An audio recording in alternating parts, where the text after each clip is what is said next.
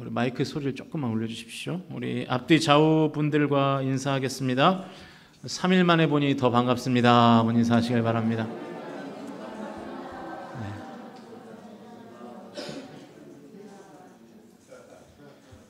네. 다시 한번 인사하실 때 이렇게 인사하시죠. 당신을 보니까 피곤이 싹 풀립니다. 시작.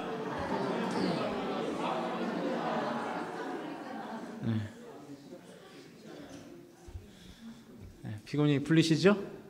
네. 쌓여요? 쌓이면 안 되는데. 성지순례 이후에 오랜만에 제가 다시 수협에 설교를 하네요. 주제 파악 시리즈 세 번째 시간입니다. 오늘 우리가 파악해 볼 주제는 하나님입니다. 하나님. 네. 여러분, 하나님의 존재를 믿으십니까? 아멘 안 하시는 분이 계시는 것 같아요. 하나님 다 믿으시죠? 네.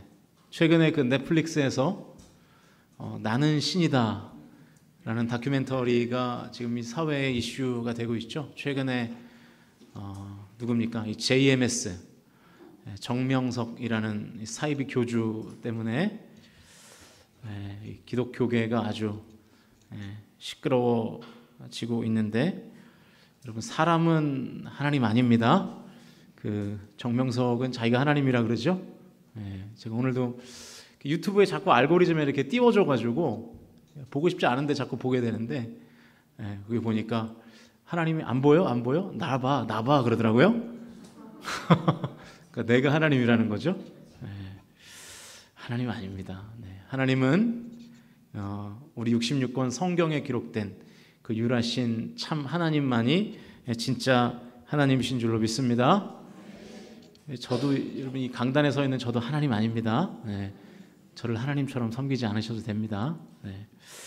하나님을 제대로 잘 믿으려면 하나님을 제대로 알아야 되죠. 근데 사실 그게 쉬운 일은 아닙니다. 여러분, 하나님 잘 아세요? 신앙생활 한 30년쯤 하셨을 텐데 하나님 잘 아십니까? 사실은 하나님을 우리가 완벽하게 알기란 불가능하죠. 유한한 인간이 영원하신 하나님을 온전히 아는 것은 불가능합니다. 제가 어떤 책을 보니까 어떤 목사님이 이렇게 표현하셨더라고요. 육체를 지닌, 여러분 교환에도 있습니다. 육체를 지닌 인간이 영이신 하나님을, 어둠의 존재인 인간이 빛이신 하나님을 온전히 이해한다는 것은 맹인이 손을 더듬어 코끼리를 온전히 인식하려는 것과 같다. 불가능하다는 얘기예요. 그러니까 유한한 인간이 무한하신 하나님을 이해하는 것은 어쩌면 사실상 불가능한 일인지 모릅니다. 그래서 우리는 하나님을 알아갈 때 제 교환에 넣지 않았습니다만 우리는 하나님께서 자기를 보여주신 만큼만 볼 수 있습니다. 그러니까 우리는 내가 하나님을 많이 알고 싶다고 해서 많이 할 수 없고요. 하나님께서 인간에게 보여주신 만큼만 우리는 그 하나님을 알 수 있어요. 이것을 신학적으로는 자기 계시다 이렇게 말하는데, 하나님께서 우리에게 하나님 자신을 계시하신 만큼만, 보여주신 만큼만 우리가 알 수 있는 것입니다. 그래서 우리는 하나님을 다 알 수 없어요. 여기 성경 66권이 있는데 이 성경 66권이 하나님의 모든 것을 말하는 책이다라고 말할 수 없습니다. 이 책은 하나님께서 하나님 자신을 보여주신 만큼만 기록된 성경이죠. 다만 하나님께서 보여주신 그것이 완벽하기 때문에 이 성경 66권이 정경으로, 구약 39권, 신약 27권으로 정경화된 것이지, 이 성경 66권에 하나님의 모든 모습이 다 담겨 있다 이렇게 볼 수는 없는 것이죠. 그래서 하나님을 알아가 보려는 이 시간 앞에서 우리는 어떤 생각을 가져야 하냐면, 우리는 하나님이 누구신지 알 수 없음을 잊지 말아야 된다. 이것이 하나님에 대한 최후의 인간 지식이다. 이 세인트 토마스라는 성인이 이런 말을 남겼어요. 우리는 하나님이 누구신지 알 수 없음을 잊지 말라. 이것이 하나님에 대한 최후의 인간 지식이다. 무슨 얘기냐면 하나님 앞에 겸손하게 서라는 거죠. 하나님 앞에 겸손하게, 늘 겸손하게 하나님을 깨닫기 위해서 노력해야 한다는 것입니다. 그러니까 항상 늘 겸손하게 하나님을 알기 위해서 노력해야 해야 된다. 여러분, 우리 주변을 보면 하나님에 대한 지식 혹은 성경에 대한 지식이 남들보다 조금 있다고 해서 교만한 사람들을 우리가 심심치 않게 보죠. 맹인이 코끼리를 여러 번 만져봤다고 자랑하는 것과 똑같습니다. 그러니까 참 어리석은 행동이죠. 사랑하는 성도 여러분, 늘 하나님 앞에 겸손하실 수 있기를 주님의 이름으로 축원드립니다. 이 짧은 시간에 하나님에 대해서 다 살펴볼 수는 없고요. 그동안 여러분이 강의나 성경 공부에서 조금 덜 다뤄진 것으로 예상하는 부분만 두 가지 이야기하도록 하겠습니다. 오늘 본문이죠. 창세기 1장 27절 말씀 다시 한번 같이 읽어보겠습니다. 시작. 하나님이 자기 형상 곧 하나님의 형상대로 사람을 창조하시되 남자와 여자를 창조하시고. 하나님이 누구와 누구를 창조하셨어요? 남자와 여자를 창조하셨다. 이 한국 교회는 전통적으로 이 하나님을 어떤 위력적인 그 힘을 지닌 남성상으로 이해해 왔습니다. 그러니까 약간 하나님을 이 카리스마틱한 존재로 이해하고 믿어 왔죠. 이스라엘은 말할 것도 없고요. 이스라엘은 하나님의 이름을 감히 쓰지도 못했습니다. 그죠? 그래서 자음은 쓰지 못하고 모음으로만, 그것도 몸을 깨끗이 씻고 와서 성경을 기록할 정도로 그렇게 하나님의 이름을 제대로 쓰지도 못했죠. 물론 이 하나님의 남성성은 하나님의 형상의 한 부분이라고 말할 수 있습니다. 그러나 그것이 하나님의 속성의 전부는 아니에요. 하나님은 인간을 무엇의 형상대로 창조하셨다고요? 하나님의 형상대로 창조하셨는데 그 형상 중에 남자의 형상이 있고 여자의 형상도 있다는 거예요. 그러니까 여러분 또 이 말을 오해하시면 안 되는 게, 그렇다고 또 하나님이 성별이 있으신 건 아니에요. 하나님이 남성이라거나 하나님이 여성이라거나 그렇진 않습니다. 하나님은 영이시기 때문에 성별이 없죠. 그러나 남성적인 속성을 가지고 계시고 여성적인 속성을 가지고 계시기 때문에 하나님께서 남자를 창조하셨고 여자를 창조하셨다는 뜻입니다. 자, 그러니까 우리는 하나님의 자녀잖아요. 그러면 이렇게 표현할 수 있겠죠. 하나님은 부성을 가지신 동시에 뭐도 가지셨을까요? 모성도 가지신 분이라는 얘기예요. 괄호를 넣으시면 되겠죠. 하나님은 부성과 모성을 동시에 가지신 분입니다. 물론 우리는 하나님을 아버지라고 부르죠. 하나님이 남자라서 아버지라고 부르는 건 아니에요. 그냥 우리의 부모의 어떤 대표격으로서 아버지라고 부르는 것이지, 그렇다고 또 하나님을 어머니라고 부르지 마시고요. 네, 하나님을 우리가 아버지라고 부르지만 그것은 어떤 부모님으로서의 통칭으로 그렇게 부르는 것입니다. 그러나 하나님의 속성에는 아버지의 모습과 동시에 어머니의 모습이 있다는 거예요. 이 부성의 모습은 성경 곳곳에 등장합니다. 홍해를 단번에 가르시는 일, 사내립 군대 18만 5천 명을 일시에 멸절시키신 일, 이런 일은 다 하나님의 부성에 나타난 여러 가지 예라고 볼 수 있겠죠. 많습니다. 여리고를 무너뜨리고, 그죠? 수많은 기적을 일으키시고, 이건 다 어떤 하나님의 남성성의 표현이라고 할 수 있겠죠. 그런데 하나님께서 강력한 부성의 소유자라는 사실은 하나님의 자녀된 우리로서는 뭔가 든든함을 느끼죠. 이렇게 남성성, 하나님의 남성성이 우리를 뭔가 든든하게 하고 하나님이 나를 보호하시고 지키시는 그런 이미지를 우리가 갖게 하는 것입니다. 그런데 여러분, 하나님께서 만약에 이 남성성만 갖고 있다면 불완전한 분이 되죠. 왜냐하면 부성은 강하지만 강한 것은 섬세하지 못하기 때문입니다. 섬세하지 못하다는 것은 강함의 약점이죠.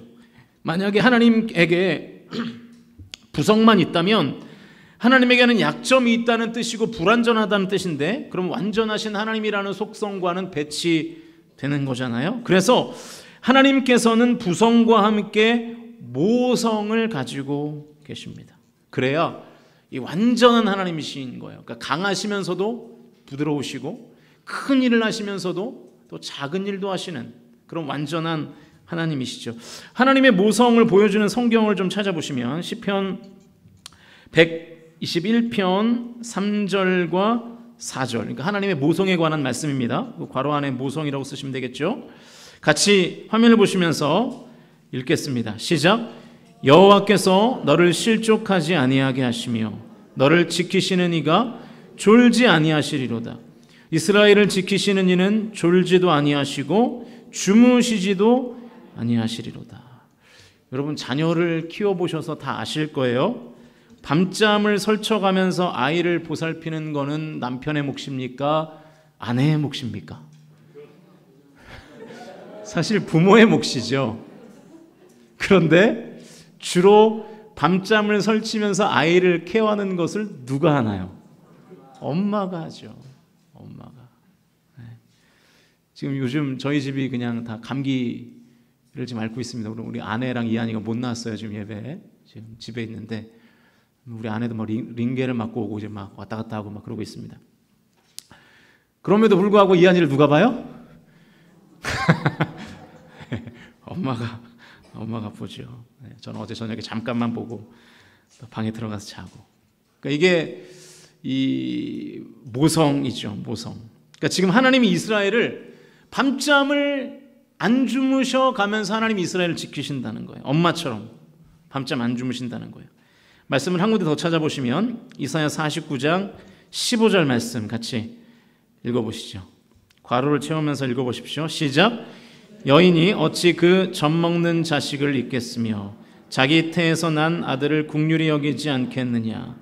그들은 혹시 잊을지라도 나는 너를 잊지 아니할 것이라. 주어가 뭐예요? 여인이에요. 여인, 여성이라는 뜻이죠. 그러니까 지금 여인과 하나님을 동일시하고 있습니다. 그러니까 첫 번째 괄호에는 여인이 들어가야 되고 두 번째 괄호에는 나는 너를 이 들어가야 맞겠죠.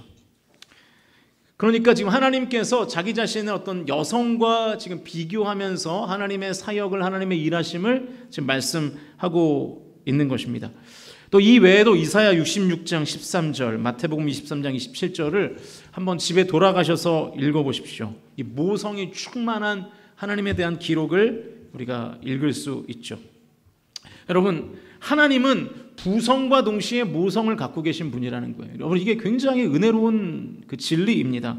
하나님은 아버지처럼 우리의 삶에 있는 큰일 가운데에도 역사하시지만 어머니처럼 우리의 작은 신음에도 응답하시는 줄로 믿으실 수 있기를 주님의 이름으로 축원드립니다. 그러므로 우리는 하나님을 날마다 의지해야 됩니다. 우리가 하나님을 아무리 작은 어떤 일 때문에 하나님을 의지해도 하나님은 응답하세요? 응답하지 않으세요? 응답하신다는 거예요. 왜냐하면 하나님에게는 이 모성적인 속성, 이 모성의 성품이 있으시기 때문입니다. 그러므로 여러분 모든 일을 하나님께 의뢰하며 여러분의 작은 슬픔도 하나님께 토설하며 기도하는 삶을 사실 수 있기를 주님의 이름으로 축복합니다. 한 가지만 더 살펴보면요.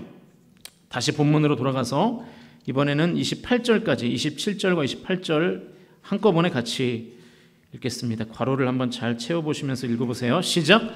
하나님이 자기 형상 곧 하나님의 형상대로 사람을 창조하시되 남자와 여자를 창조하시고 하나님이 그들에게 복을 주시며 하나님이 그들에게 이르시되 생육하고 번성하여 땅에 충만하라. 땅을 정복하라. 바다의 물고기와 하늘의 새와 땅에 움직이는 모든 생물을 다스리라 하시니라. 아멘. 자, 하나님이 인간을 남자와 여자로 창조하신 후에 제일 먼저 한 일이 뭘까요? 그렇습니다. 복 주시는 일이었어요. 여러분 무엇이든요 그 사람이 첫 번째 무엇을 하느냐가 중요하잖아요.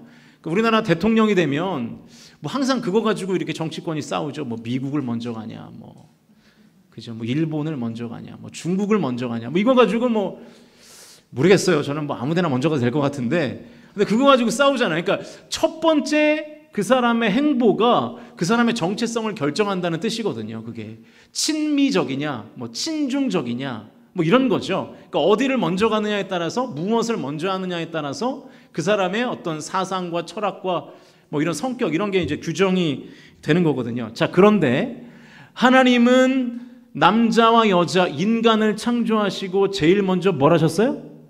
복을 주셨어요. 그럼 하나님 어떤 분입니까? 복 주시는 분이십니다. 할렐루야. 하나님은 우리에게 복 주시기를 원하시는 분이세요.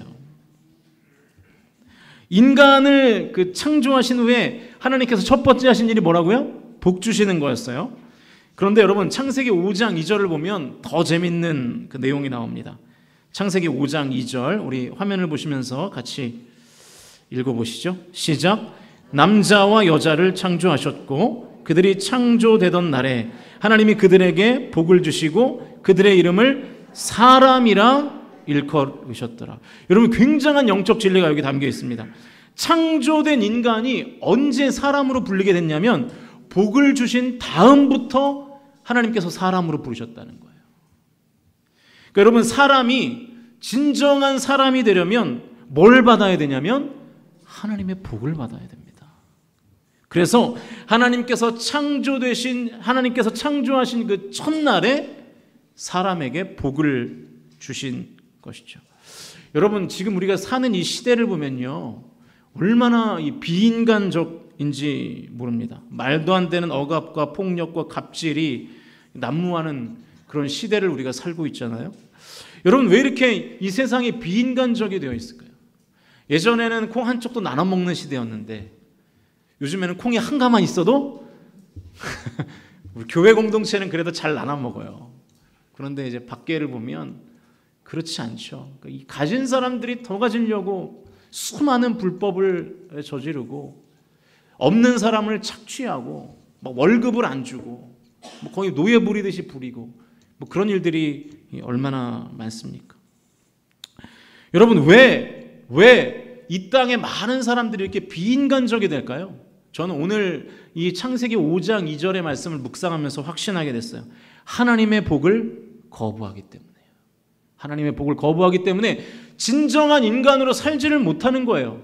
그래서 계속해서 비인간적인 삶을 살게 되는 것입니다. 사랑하는 성도 여러분, 하나님의 복이 임하기를 주님의 이름으로 축원드립니다. 복을 구하세요.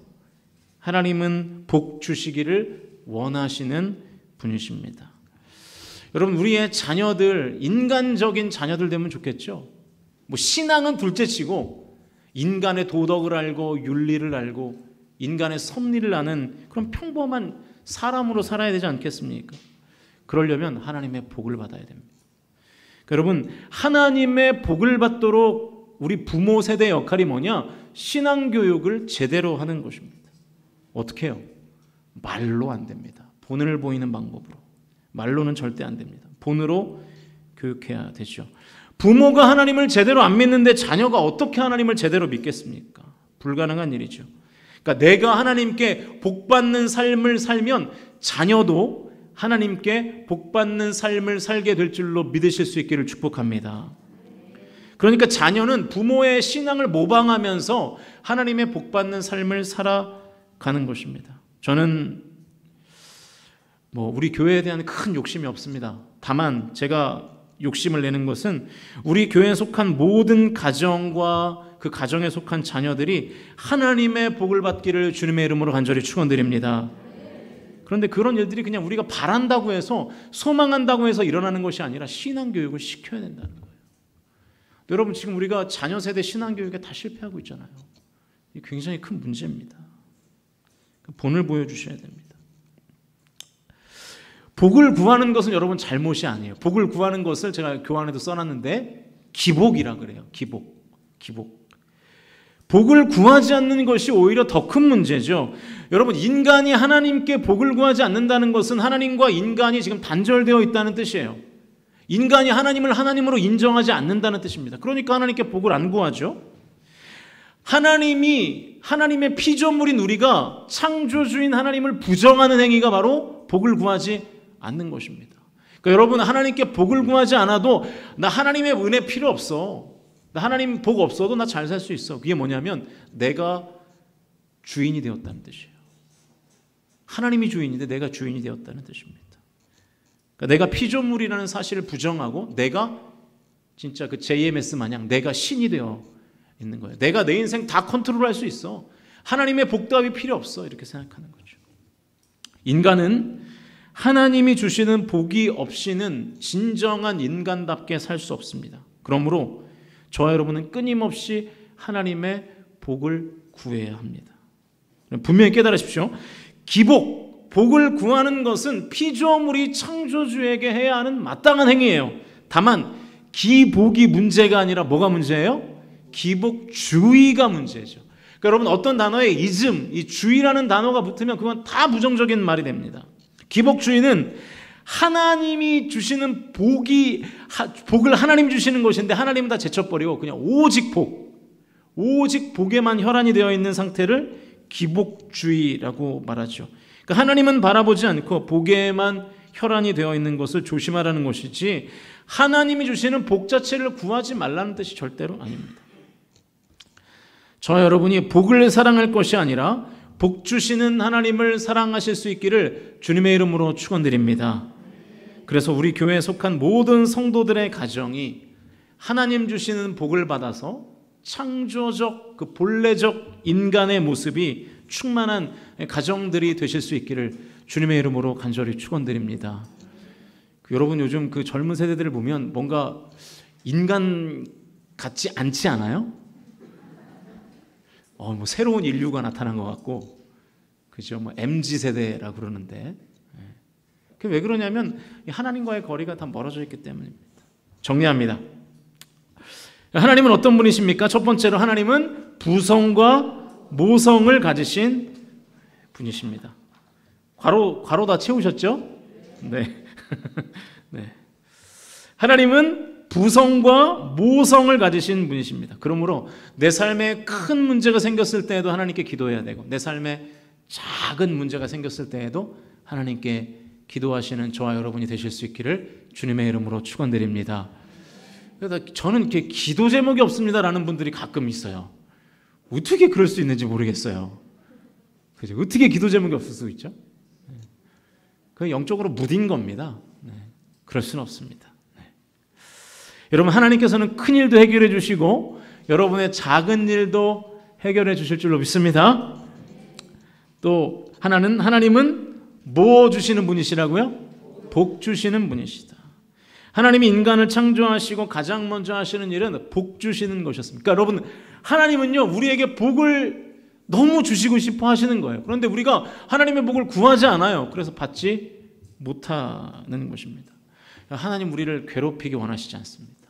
하나님은 우리를 언제나 복 주시기를 원하십니다. 그러므로 날마다 하나님께 은혜를 구하고 복을 구하실 수 있기를 주님의 이름으로 축원드립니다. 하나님의 복을 받아야 우리가 인간답게 삽니다. 그러니까 하나님의 복을 못 받으면 인간답게 못 살아요. 여러분, 교회 안에서 약간 인간답지 않은 사람들 있죠? 특징이 뭡니까? 은혜를 못 받았어요. 그래서 찔러도 피가 안 나올 것 같아. 찔러도 피가 안 나온다는 게 인간이 아니라는 뜻이거든요. 뭔 얘기입니까? 하나님의 은혜를 받아야 내가 참된 인간의 본성, 그러니까 여기서 말하는 본성은 또 선한 본성을 말하는 거죠. 그게 나오는데, 은혜를 경험하지 못하니까 이 인간이 인간을 사랑하는 마음, 어떤 이런 감정들이 생겨나지 않는 것이죠. 사랑하는 성도 여러분, 하나님 주시는 복을 받으셔서 하나님이 창조하신 선한 인간의 모습으로 사실 수 있기를 주님의 이름으로 간절히 축원드립니다.